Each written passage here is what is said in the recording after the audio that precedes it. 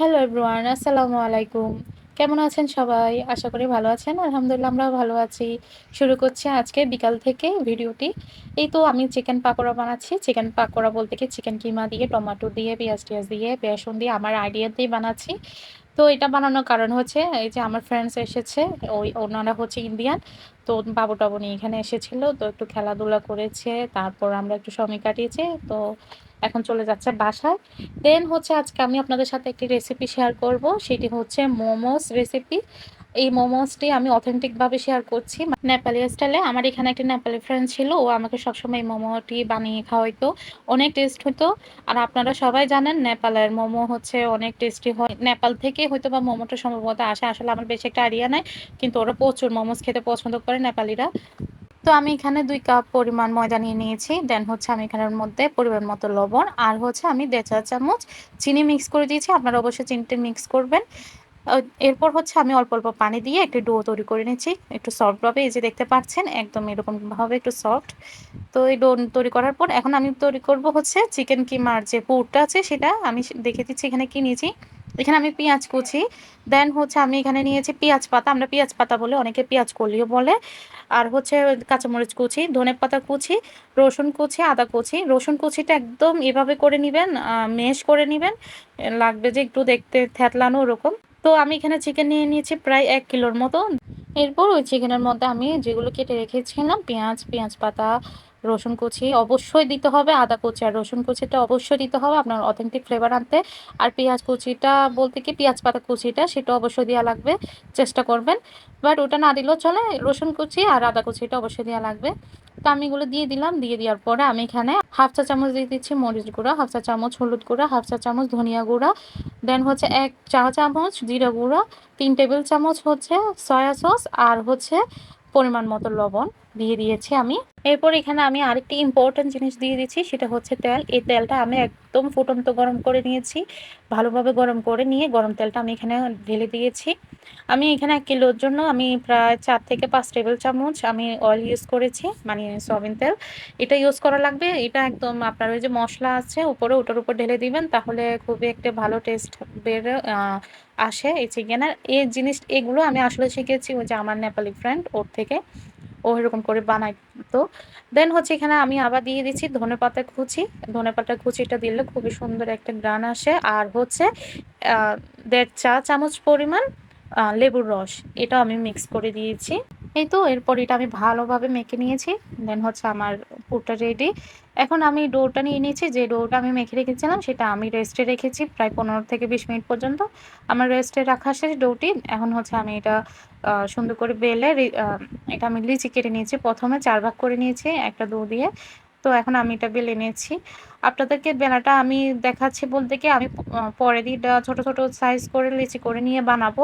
আমি ১ম একটা ইজি হওয়ার জন্য আপনাদেরকে দেখিয়ে দিচ্ছি। আপনারা চাইলে এরকম রুটিটা বেলে দেন হচ্ছে একটা ঢাকনা বা একটা কিছু আ ডাইস, ও যে কুকিজ এর ডাইস-টাইস আছে ওগুলো দিয়ে আপনারা কেটে নিতে পারেন। তো দেখতে পাচ্ছেন এটা আমি অনেক বড় সাইজ করে বেলে নিয়েছি।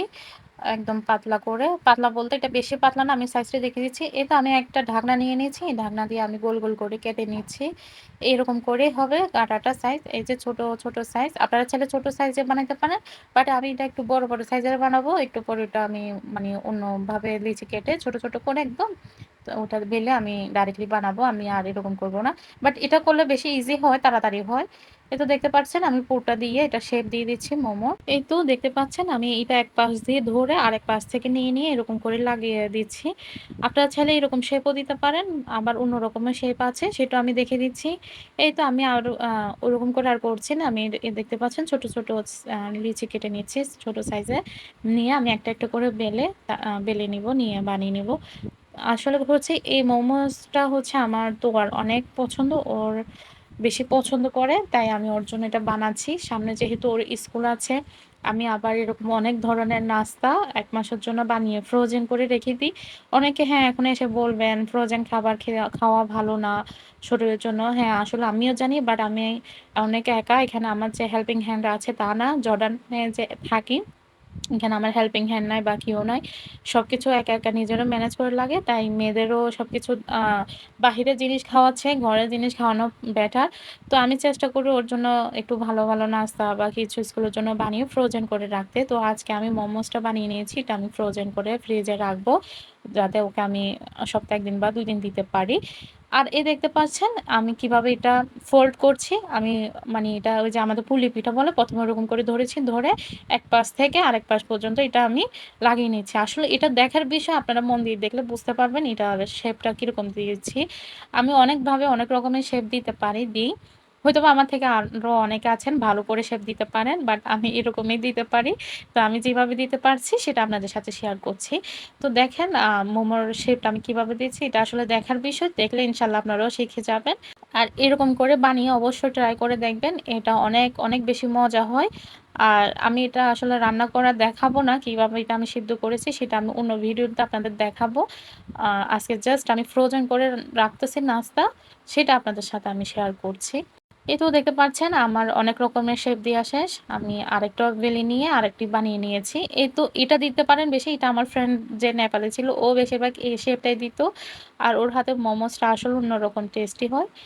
এই তো আমার সব মোমোস বানানো শেষ। এখন আমি এটা ডিপে রেখে দিব। প্রায় ৬ থেকে ৭ ঘন্টার মতো এটা ফ্রোজেন হয়ে যাবে, মানে ডিপ হয়ে যাবে। তো এখন আমার এখানে আরো পুর বেঁচে গিয়েছে। তো আমি পুরগুলো দিয়ে করছি কি, এটা দিয়ে আমি একটা কাবাব বানায় রাখবো। যে আমি বলছিলাম আপনাদের চিকেন পেটি বানাই। আসলে আমি এটা একেক রকম একেকভাবে একেক সময় বানাই। তো এখন আমি যেটা পুর বেঁচে গেছে এখানের মধ্যে আমি ব্রেড ক্রাম্বস, দেন হচ্ছে একটু সস আর একটু যে আমি বলেছিলাম হাতে একটা মসলা বানানোর আছে সিক্রেট রেসিপি, সেটা আমি সবসময় বানিয়ে রাখি, গরম মসলা। ওইখান থেকে আমি ১ চা চামচের মতো দিয়ে দিয়েছি গুঁড়াটা। দিয়ে এখন আমি এটা ভালো মতো মেখে নিয়েছি। নিয়ে আমি এখানে কাবাবের শেপ দিয়ে দিচ্ছি, বার্গার পেটির শেপ। এটা দিয়ে আমি মাঝে, মাঝে ওকে স্যান্ডউইচ বা বার্গারের মতো বানিয়ে দিই। আর তো ওদের স্কুলে পারমিশন নাই কোনো ওয়াটারি খাবার নিয়ে যাওয়া। ওর স্কুলেও সবসময় পারমিশন হয় যে ড্রাই ফ্রুট যে আইটেম ওগুলো স্যান্ডউইচ ওগুলো নিয়ে যাও। তাই আমি এরকম বানিয়ে রাখি। এটাও আমার বানানো শেষ। সেটা আমি এখন ডিপে রেখে দিব ডিপ হওয়ার জন্য। এই তো আমি ৭ ঘন্টা পর আপনাদেরকে দেখাচ্ছি। মাশাআল্লাহ দেখতে পাচ্ছেন এগুলো একদম বরফ হয়ে গিয়েছে। তো আমি এখন এটা জিপলক ব্যাগে নিয়ে নিচ্ছি সুন্দর করে। এই যে আমার বার্গার প্যাটি প্রায় ৬ পিস হয়েছে। তো এটা আমি এখন জিপলকের ব্যাগে নিয়ে নিয়েছি। এখন আমি এটা ফ্রিজে রেখে দিব। এই আমার হয়তোবা ১ মাস যাবে না। I think ১৫-২০ দিন এরকম যাবে। এরপর আমার আবার বানাতে হবে। এই তো আজকের মতো শেষ করছি এখানে। অবশ্যই যদি ভালো লেগে থাকে একটি কমেন্টে জানাবেন। আর নতুন, নতুন রেসিপির জন্য অবশ্যই একটা সাবস্ক্রাইব করে রাখবেন। পরের ভিডিওটা আবার দেখা হবে ইনশাআল্লাহ। আল্লাহ হাফেজ। আসসালামু আলাইকুম।